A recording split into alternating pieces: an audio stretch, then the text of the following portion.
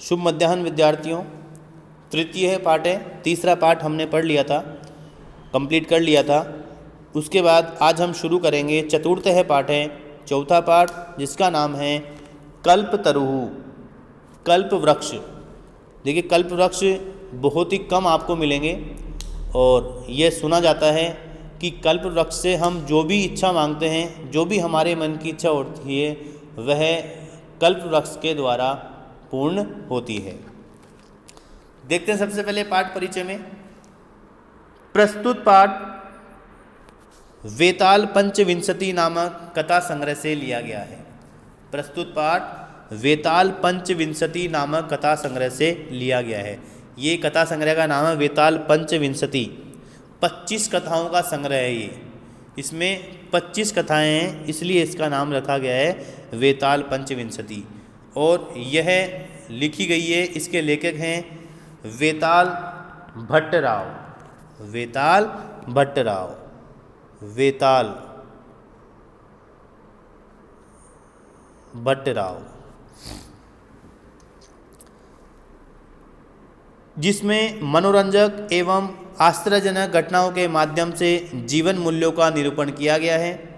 इस कथा में जीमूत वाहन अपने पूर्वजों के काल से गृह उद्यान में आरोपित कल्प वृक्ष से सांसारिक द्रव्यों को न मांगकर जीवन के प्राणियों के दुखों को दूर करने का वरदान मांगता है, क्योंकि धन तो पानी की लहर के समान चंचल है। केवल परोपकार ही इस संसार का सर्व उत्कृष्ट तथा चिरस्थायी तत्व है। चिरस्थायी, लंबे समय तक स्थिर रहने वाला तत्व है। क्या है? परोपकार, अर्थात दूसरों का उपकार करना, दूसरों की भलाई करना। ये है परोपकार जो लंबे समय तक स्थिर रहता है। शुरू करते हैं पाठ हम। अस्ति हिमवान नाम सर्वरत्न भूमि नगेंद्र। अन्वय हो जाएगा सर्वरत्न भूमि। सर्वरत्न भूमि, सभी रत्नों का उत्पत्ति स्थान। हिमवान नाम, हिमालय नाम का। नगेंद्र अस्ति, पर्वतों का राजा है।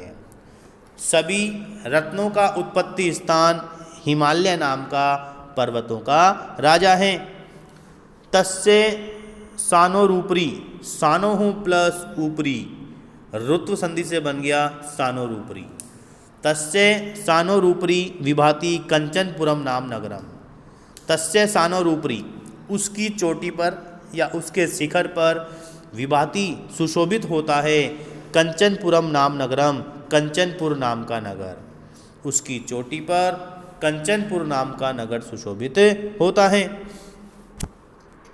तत्र जीमूत केतु इति श्रीमान विद्याधरपति वस्ति। इसमें तत्र वहाँ जीमूत केतु इति, जीमूत केतु नाम का श्रीमान विद्याधरपति वस्ति। इसमें श्रीमान विद्याधरपति रहता था। विद्याधरपति होता है कि अनेक विद्याओं का स्वामी।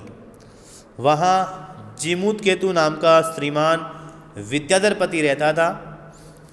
तस्य गृह उद्याने, उसके घर के बगीचे में, कुल क्रमागते, कुल परंपरा से, कल्पतरु स्थित है, कल्प वृक्ष स्थित था। उसके बगीचे में कुल परंपरा से कल्प वृक्ष स्थित था। कुल परंपरा का मतलब है कि उसके पूर्वजों के समय से एक कल्प वृक्ष उसके बगीचे में स्थित था। स राजा जीमूत केतु तम कल्पतरुम आराध्य तत्प्रसादाच्चे बोधिसत्व अंश संभवम जीमूत वाहनम नाम पुत्रम प्राप्नोत। स राजा जीमूत केतु, उस राजा जीमूत केतु ने तम कल्पतरुम, उस कल्प वृक्ष की आराधना करके, तत्प्रसादाच्चे, और उसकी कृपा से, बोधिसत्व अंश संभवम, बोधिसत्व नामक अंश से, बोधिसत्व ये बुद्ध से संबंधित है, बोधिसत्व अंश संभवम, बोधिसत्व के अंश से, जीमूत वाहनम नाम पुत्रम प्राप्नोत, जीमूत वाहन नाम का पुत्र प्राप्त किया। उस राजा जीमूत केतु ने उस कल्प वृक्ष की आराधना करके और उसकी कृपा से बोधिसत्व अंश से जीमूत वाहन नाम का पुत्र प्राप्त किया। तो ध्यान रखना है, जीमूत केतु का पुत्र है जीमूत वाहन। ठीक है। स महान दानवीर है सर्वभूतानुकंपी च अभवत्। सह वह महान दानवीर सर्वभूतानुकंपी च अभवत् और सभी पर दया करने वाला हुआ। वह महान दानवीर और सभी पर दया करने वाला हुआ। तस्य गुणै प्रसन्ने स्वे सचिवै च प्रेरितः राजा कालेन संप्राप्त यौवनं तम युवराज्ये अभिषिक्तवान। तस्य गुणै प्रसन्न है, उसके गुणों से प्रसन्न, स्वे सचिवै च और अपने सचिवों से प्रेरित होकर राजा ने कालेन समय से ही संप्राप्त यौवने युवा अवस्था में ही तम उसका युवराज्य अभिषिक्तवान युवराज के पद पर अभिषेक कर दिया। उसके गुणों से प्रसन्न और अपने सचिवों से प्रेरित होकर राजा ने समय से ही युवा अवस्था में उसका युवराज के पद पर अभिषेक कर दिया, अर्थात उसको युवराज का पद दे दिया। किसको? जीमूत वाहन को दे दिया। किसने दिया? जीमूत केतु ने। युवराज्ये स्थित से जीमूत वाहन कदाचित हितैषी भी पितृमंत्री भी उक्त है। युवराज्य युवराज के पद पर स्थित से जीमूत वाहन है, उस जीमूत वाहन को कदाचित कभी हितैषी भी हित चाहने वाले पितृमंत्री भी उक्त है, पिता के मंत्रियों ने कहा। युवराज के पद पर स्थित उस जीमूत वाहन को कभी हित चाहने वाले पिता के मंत्रियों ने कहा, युवराज, हे युवराज, यो अयम सर्व कामदय कल्पतरु तव उद्याने तिष्ठति स तव सदा पूज्य है। युवराज, हे युवराज, यो अयम, जो यह सर्व कामदय है, सभी कामनाओं को पूरा करने वाला, कल्पतरु, कल्प वृक्ष, तव उद्याने तिष्ठति, तुम्हारे बगीचे में है, सह वह, तव तुम्हारे द्वारा सदा पूज्य है, हमेशा पूजनीय है। हे युवराज, जो यह सभी कामनाओं को पूरा करने वाला कल्प वृक्ष तुम्हारे बगीचे में है, वह तुम्हारे लिए हमेशा पूजनीय है। अर्थात कहने का मतलब है कि उसको हमेशा आपको पूजा करनी है, उस कल्प वृक्ष की आपको हमेशा पूजा करनी है। ये पिता के मंत्री जीमूत वाहन को कह रहे हैं कि प्राचीन काल से, पूर्वजों के समय से जो कल्प वृक्ष है वो आपके लिए पूजनीय है और आपको उसकी पूजा करनी है। अस्मिन् अनुकूले स्थिते शक्रो अपि न अस्मान् बाधितुं शक्नुयात्।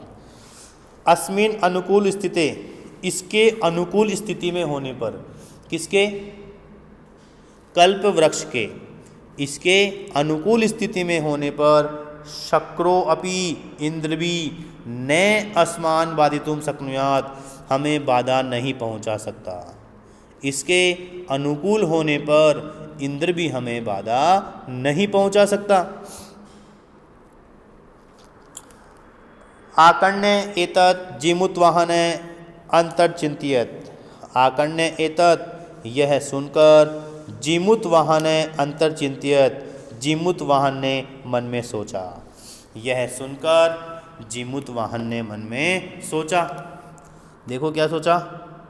अहो बत, अरे आश्चर्य की बात है, ईदृशम अमर पादपम प्राप्यपि पूर्वै पुरुषै अस्माकं तादृशम फलम किमपि नासिदितं किंतु केवलम कश्चित् एव कृपणै कश्चित् अपि अर्थो अर्थितः।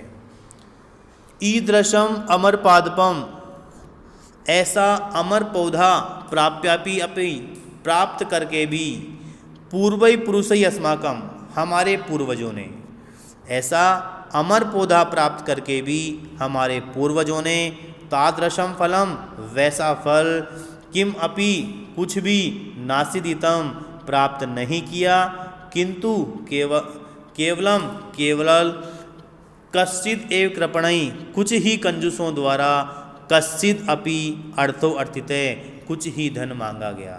अरे आश्चर्य की बात है, ऐसा अमर पौधा प्राप्त करके भी हमारे पूर्वजों के द्वारा वैसा फल कुछ भी प्राप्त नहीं किया गया, केवल कुछ ही कंजूसों के द्वारा कुछ ही धन मांगा गया। अर्थो अर्थित, अर्थ यानी धन, अर्थित यानी मांगा गया। तो यहाँ पर संधि हो गई अर्थ प्लस अर्थित, उत्व संधि से बन गया अर्थो अर्थित। तद अस्मात् मनोरथम अभिष्टम साधयामि, तद अस्मात् तो इससे, मनोरथम अभिष्टम साधयामि मन की इच्छा पूरी करता हूँ, तो इससे मन की इच्छा पूरी करता हूँ। एवं आलोच्य सह पितुः अंतिकम अगच्छत, एवं आलोच्य ऐसा कहकर सह पितुः अंतिकम अगच्छत वह पिता के पास गया, ऐसा कहकर वह पिता के पास गया। कौन गया? जीमूत वाहन। किसके पास? अपने पिता जीमूत केतु के पास में।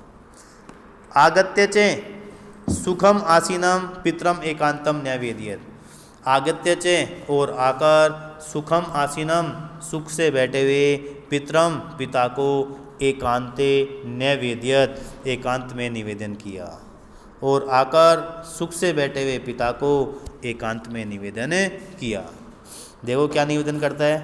तात त्वं तु जानासि एव यत् अस्मिन् संसार सागरे आशरीरम इदम सर्वम धनम विचिवत चंचलम। तात हे पिताजी, त्वं तु जानासि एव आप तो जानते ही हैं, यत कि अस्मिन् संसार सागरे इस संसार सागर में, आशरीरम इदम संपूर्ण शरीर, सर्वम धनम संपूर्ण धन, विचिवत चंचलम तरंग की तरह चंचल है। हे पिताजी आप तो जानते ही हो कि इस संसार सागर में यह संपूर्ण शरीर और सारा धन तरंग की तरह चंचल है, अर्थात एक जगह स्थिर नहीं रहता है। एक है परोपकार एव अस्मिन् संसारे अनश्वर है, एक है परोपकार, एक परोपकार एव ही अस्मिन् संसारे इस संसार में अनश्वर है, अनश्वर है। एक परोपकार ही इस संसार में अनश्वर है, अनश्वर का मतलब जो नष्ट नहीं होता। एक परोपकार ही इस संसार में अनश्वर है, यो जो युगांत पर्यंतम यस्य प्रस्तुते युगों युगों तक यश फैलाता है, जो युगों युगों तक यश फैलाता है। यश मतलब प्रसिद्धि।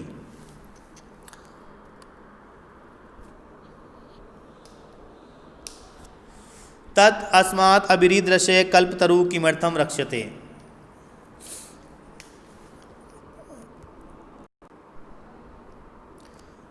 तत् अस्माभि तो हमारे द्वारा, ईदृश्य कल्पतरु इस कल्प वृक्ष की, किमर्थम रक्ष्यते किस लिए रक्षा की जा रही है, तो हमारे द्वारा इस कल्प वृक्ष की किस लिए रक्षा की जा रही है। ये चे पूर्वई अयम मम मम इति आग्रहण रक्षित है, यही चे और जिन्होंने पूर्वम पहले, अयम मम मम यह मेरा है मेरा है, इति आग्रहण रक्षित है यह कहकर रक्षा की, और जिन्होंने पहले यह मेरा है मेरा है यह कहकर रक्षा की। ते इदानीम कुत्र गता वे अब कहाँ गए, ते वे इदानीम अब कुत्र गता कहाँ गए, वे अब कहाँ गए। तेसाम कश्याम अयम उनमें यह किसका है, तेसाम कश्याम अयम उनमें यह किसका है। अश्या वा के वे अथवा इसके वे कौन हैं, अश्य का वा के ते अथवा इसके वे कौन हैं। तस्मात् परोपकाराय फल सिद्धिये त्वद आज्ञया इमं कल्पादम आराधयामि। तस्मात् परोपकार फल सिद्धिये, तस्मात् इससे, परोपकाराय फल सिद्धिये परोपकार की फल सिद्धि के लिए, तब आज्ञा तुम्हारी आज्ञा से, इमं कल्प पाद्मम आराधयामि इस कल्प वृक्ष की आराधना करता हूँ।